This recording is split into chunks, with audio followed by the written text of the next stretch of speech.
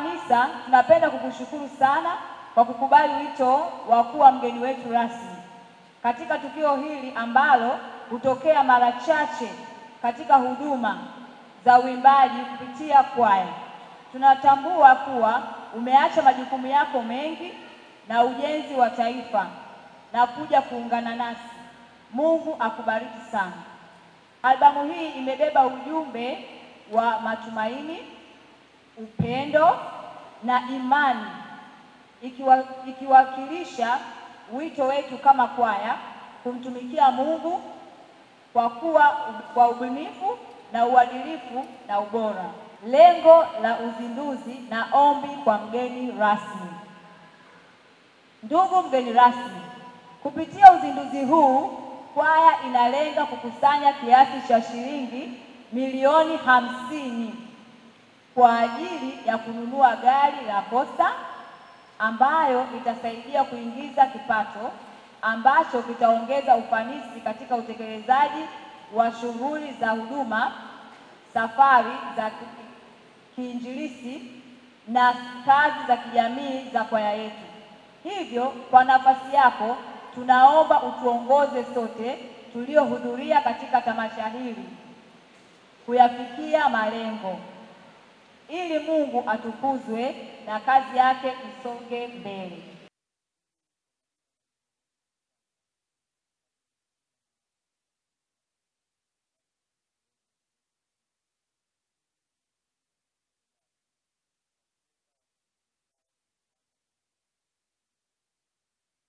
Uzinduzi rasmi wa video albamu ya Imani Kwaya ya Mwenge Christian Center ni heshima kubwa sana kwangu kushiriki siku ya leo ambayo si tu ya kihistoria bali ni ya kiroho pia. Wageni waalikwa wote, napenda kuwapongeza kwa dhati wanakwaya wetu, viongozi wetu pamoja na kanisa lote kwa kazi kubwa mlioifanya. Hakika maandiko yanasema, na kila mfanyalo fanyeni kwa moyo wote kama Bwana wala si kwa mwanadamu. Wakolosai 3:23. Leo tunaona matunda ya bidii na utii pamoja na ubunifu wenu. Wageni waalikwa, uzinduzi wa video albamu hii haupasi kuchukuliwa tu kama tukio la burudani, lakini ichukuliwe ni ibada yenye athari ya kudumu kwa roho zetu. Nyimbo zilizomo ni nyenzo ya uinjilisti, faraja wenye huzuni na mwanga kwa walioko katika giza na kwa waliokata tamaa. Katika dunia iliyojaa vurugu, tamaa na hofu, sauti zenu ni taa ya matumaini kama ilivyoandikwa, ninyi ni nuru ya ulimwengu, Mathayo 5:14. Wageni waalikwa, kwaya hii inathibitisha kuwa kanisa linaweza kutumia vipaji, teknolojia na utamaduni wa muziki kwa ajili ya kumfaisha agizo kuu la Kristo. Ukienda katika kitabu cha Mathayo 28 mstari wa 19 na 20. Wajibu wa kanisa kuelekea uchaguzi mkuu 2025. Nafikiri hili jambo pia ni nzuri kuliweka kwa sababu tumekusanyika. Mada hii ni ya mwafaka sana kadri taifa letu linapojiandaa kwa uchaguzi mkuu wa mwaka 2025. Kanisa lina wajibu wa kimaandiko wa kuwa na mwangaza wa maadili na sauti ya haki. Kanisa halipaswi kuwa kimya kama ilivyoandikwa, inuka uwe nuru kwa kuwa nuru yako imekuja. Isaya 50 mstari wa kwanza. Wajibu wa kanisa ni nini hapa? Kukuza maadili ya uadilifu na ukweli pasipo kupendelea upande wowote wa kisiasa, lakini pia kufundisha na kuhimiza amani, kwa kuwa heri wapatanishi maana wataitwa wana wa Mungu. Mathayo 5 mstari wa 9. Lakini pia kusimamia kwa haki, hasa kwa wanyonge kama Yesu alivyoonyesha huruma kwa wasio pembezoni mwa jamii. Kukuza mshikamano wa kitaifa, kwa sababu tofauti zetu haziwezi kuwa chanzo cha chuki, bali dira ya umoja pamoja na maendeleo jumuishi. Kanisa linapaswa kuwa kioo cha utulivu, mahali pa hekima na nguzo ya maadili kwa taifa. Wageni waalikwa, ujumbe kwa Imani Kwaya. Waimbaji wapendwa wa Imani Kwaya, fahamuni kwamba kazi yenu ni huduma takatifu. Sauti zenu ni mbegu ya Injili Video yenu ni zana ya kueneza nuru na ubunifu wenu ni sadaka ya kiroho kwa vizazi vya sasa na vizazi vijavyo. Wageni waalikwa, katika dunia ya kidijitali mmeonyesha kuwa Injili haiwezi kufungwa na mipaka ya jukwaa. Mmechukua wito wenu kwa uzito kama vile Paulo anavyosema, ole wangu nisipohubiri Injili. Wakorintho wa kwanza mstari wa 9 na mlango wa 16. Endeleeni kuwa mfano wa uaminifu, ubora na unyenyekevu katika kutoa huduma hii nzuri. Majibu kutokana na risala yenu. Nimepokea kwa furaha sana risala yenu yenye maono ya kuchangia shilingi milioni 50 kwa ajili ya kununulia gari aina ya Costa litakalosaidia shughuli zenu za uinjilisti pamoja na huduma za kijamii.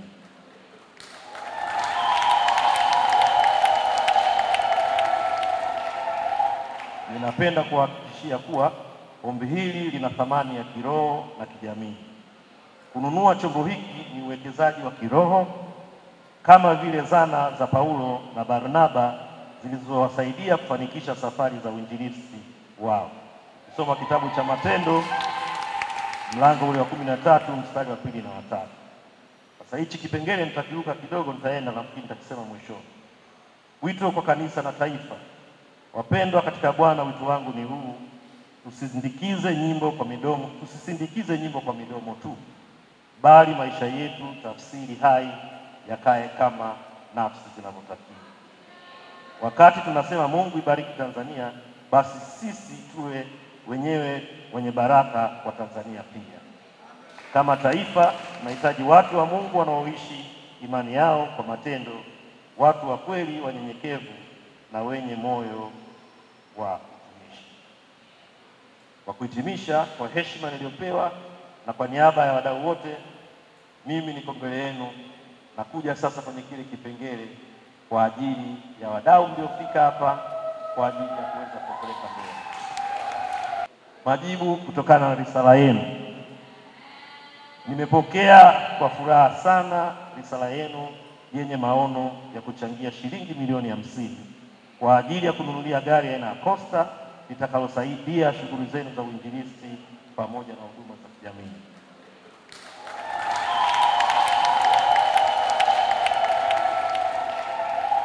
Ninapenda kuhakikishia kuwa ombi hili lina thamani ya kiroho na kijamii. Kwa nafasi yangu kama mkurugenzi mtendaji, ninaahidi na nitawapa shilingi milioni 5.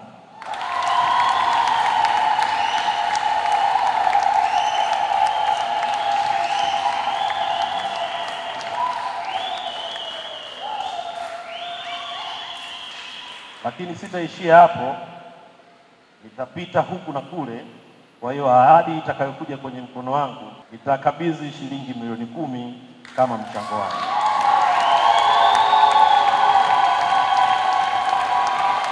Mkurugenzi mtendaji wa Chemba ya Maendeleo ya Biashara, Viwanda na Kilimo Tanzania, kwa kizungu TCCIA. Makofi na vigelegele. Kwa hiyo sasa ziko 10, 2 zimeondoka, zimebaki 8. Tunaanza kuanzia 500,000 kwenda juu. Sasa hapo kwenye 500,000 kwenda juu tumechangiwa na mgombea ubunge jimbo la Buchosa, Mheshimiwa Eric Shigongo. Kwa hiyo kwa niaba yake nimwombe mwakilishi, yuko wapi mwakilishi wa Mheshimiwa Eric Shigongo? Aje tafadhali apokee flashi hii kwa heshima na taadhima. Chap kwa haraka. Yes, kijana wa kazi huyo hapo kutoka Global TV. Nikuombe baba mkabidhi Mheshimiwa Kenati anapata mpatia.